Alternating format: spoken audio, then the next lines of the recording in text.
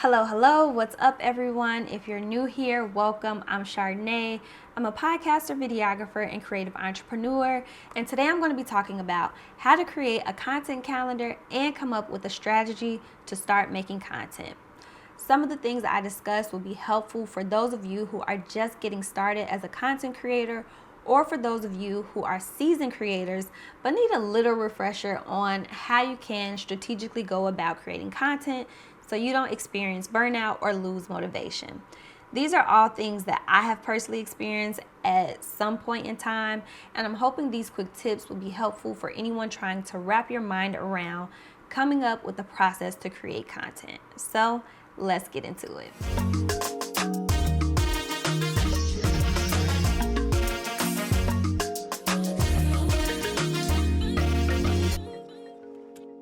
Okay, so I'm going to start off by talking about what in the heck is even evergreen content and why is it even important.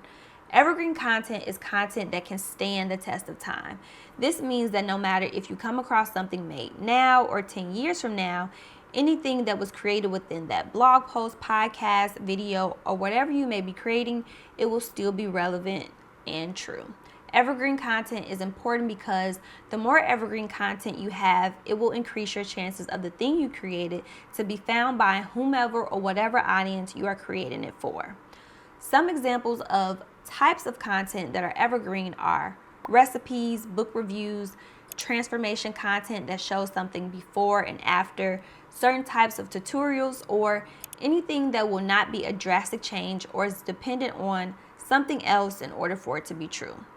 Things that are not evergreen topics are events that are only happening once in a lifetime, pop culture topics, things such as how to recover your Razr flip phone from water damage, or anything that is time specific that will have a change due to some form of evolution occurring. To go even deeper, there are only so many ways you can peel a banana, read a book, or do an oil change. So when you are creating content, think about the longevity of the content you are creating. Ask yourself, is this relevant only right now, or will this be useful information to know 10 years from now? The reason why evergreen content is important because it closely relates to how you will create your content calendar and strategy. Also, creating a content calendar can be one of the ways of preventing creative burnout or feeling stagnant. Now, my dad always used to say, improper planning leads to poor execution. And it was one of those things when he said it to me, I was young. And now that I've gotten a little bit older, I'm like, okay, this is where that advice fits into my life. So with that being said, when you plan 3 to 5 videos ahead, this gives you a bird's eye view of what you currently have and potential topics that can follow up after.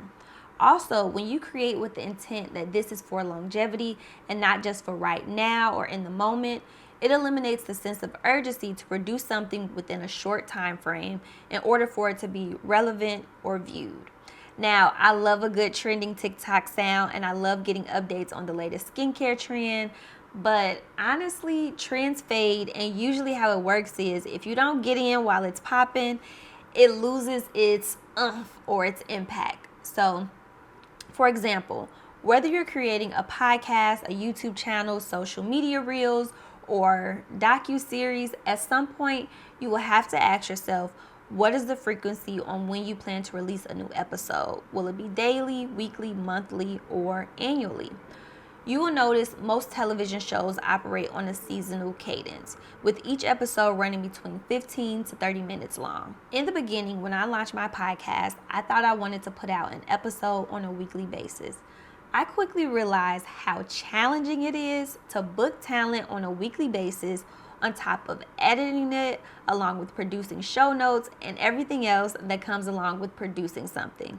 So before you create your content, your series or episode, ask yourself if you have the capacity to keep creating the thing you have in mind, and do you have everything set in place so you are set up for success so you can maintain your momentum.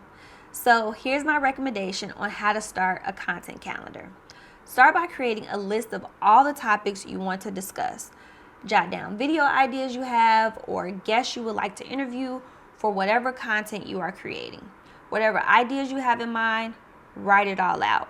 Book and record all of your episodes first, then schedule them to be released at a later time. This is also known as batch recording.